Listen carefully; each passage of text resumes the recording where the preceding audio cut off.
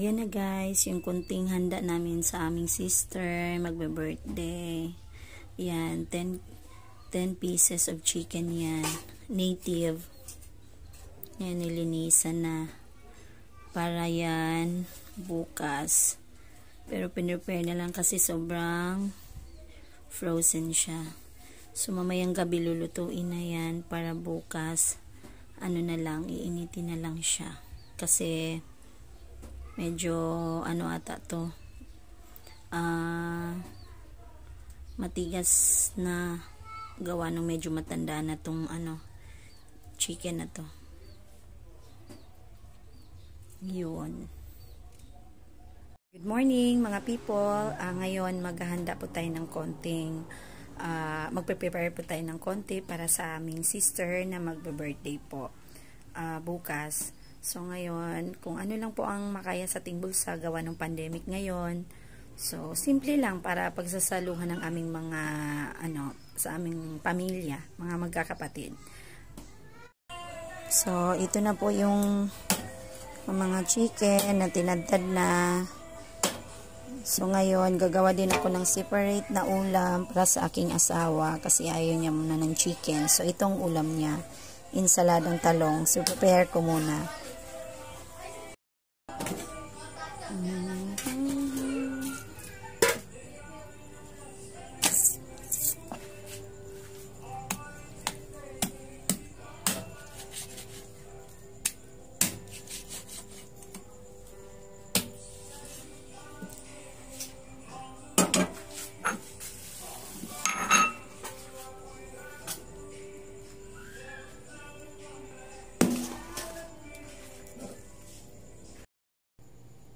Hello guys, di ba ganiha nagtadtad mi sa manok karon mauna ni.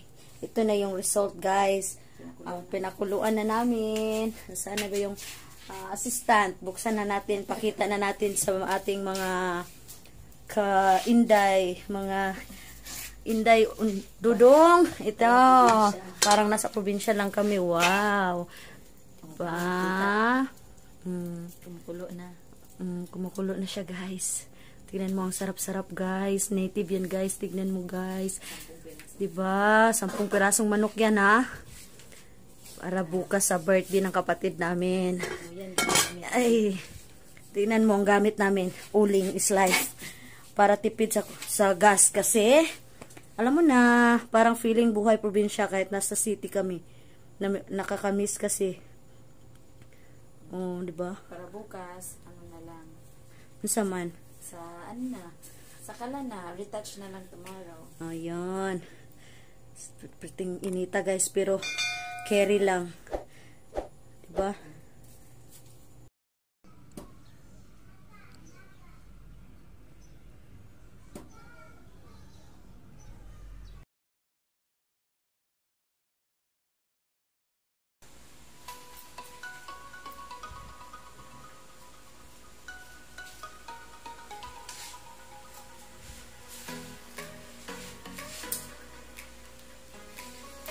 Hello guys.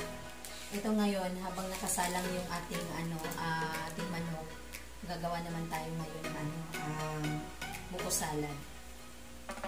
Para multitasking tayo para kasi medyo gumagabi na.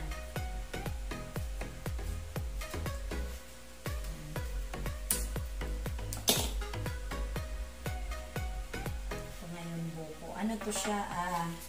2 kilog kalahati ang ating buko na ginamit. Yan. Tamang-tama lang din to sa amin. Sa aming pamilya. Kasi hindi pa kami pwedeng mag-imbita ng marami kasi alam mo naman, pandemic, iwas muna tayo ngayon. Yan. Kasi guys, yung pamilya namin, hindi sa pagano, malaking pamilya kami. Maingay, magulo, pero masaya.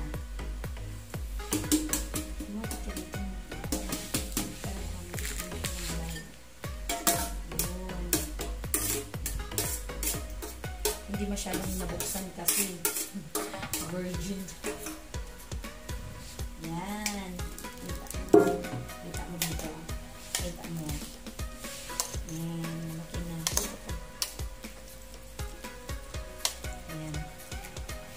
Tamang-tama lang siya. Tapos, mamaya ko na yan. Unahin ko muna yung gatas.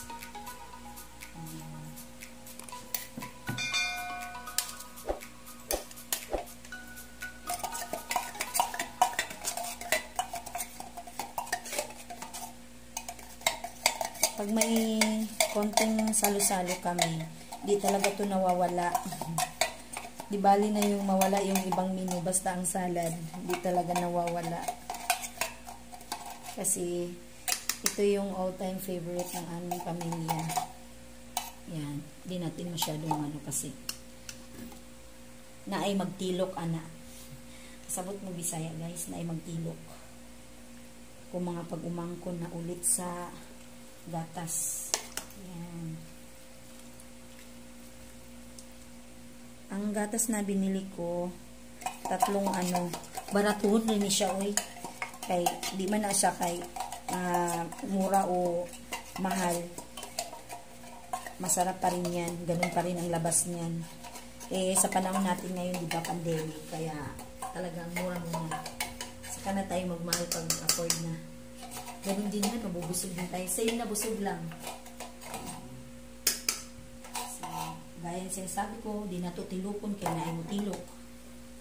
Yan. So, nakadalawa na tayo. Dalawa. Mix lang natin ng slide mix. Yun. Ito naman, Angel, cream densada ang inano ko kasi, ano siya, matamis din siya, tapos, ano ko ba yan? Hindi man masyadong ano, uy. Excuse me, umarimar. Hirapan pa ako sa mag. Yun. Creamy kasi siya, tapos malapot na rin siya. Kaya ito yung, ano ko. Yan.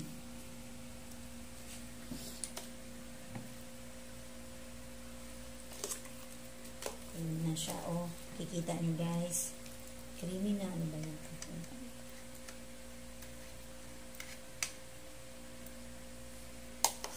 Ayan, creamy na. Then, ang ating, tapos na yan ito. Sunod, ating Nestle. Tatlo lang binili ko kasi medyo, maano na kasi ito, malapot na kasi yung, ano, Angel. Tapos, mayroon pa siyang cheese. Isa din kasi ang cheese. Yun. Tiloko na to guys, kay, para, ano, di talugi sa pagpalit. Yan o. Ayaw mo katinga ha, ay wag kayong mag ano kung nagbibisaya din ako kasi pag mga Bisaya talaga, di mo talaga maiwasan kahit nandito ka sa Manila, di mo talaga maiwasan na makapagsalita ka ng Bisaya kasi parang kasama mo na talaga eh. Kasama mo na yun sa pang-araw-araw. Kahit puro Tagalog ang kasama mo, makakapag-Bisaya ka pa talaga. Pero hindi ko kinakaya yan kasi syempre mga Bisaya, no, talented yan, no, talented, madiskarte, magaling yan sa lahat. So, hindi ko na kaya, I'm proud being a Bisaya.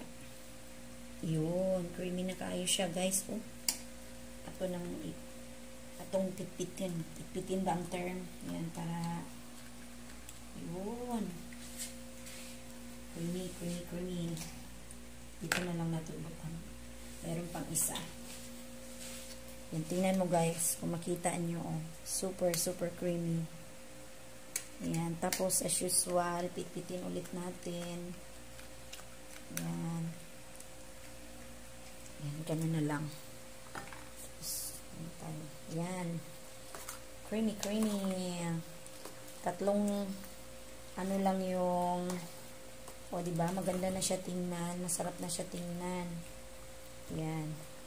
So pala yung cheese natin, hindi pa pala nahiwa. Ihiwa pa. Tapos next naman is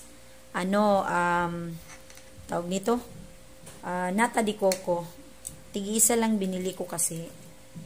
Okay na yan kasi colorful na rin naman ang ating ang ating fruit cocktail. Today's Kaya yan, 'di ba? Gwapa na kaayo sa Bisaya, gwapa na siya. Ganda na tingnan. Then, next naman is, tawag nito? Kaong. Red akong ipili para maganda siya. Maganda siya tingnan. So, colorful kayo ng akong salad, guys. Very colorful.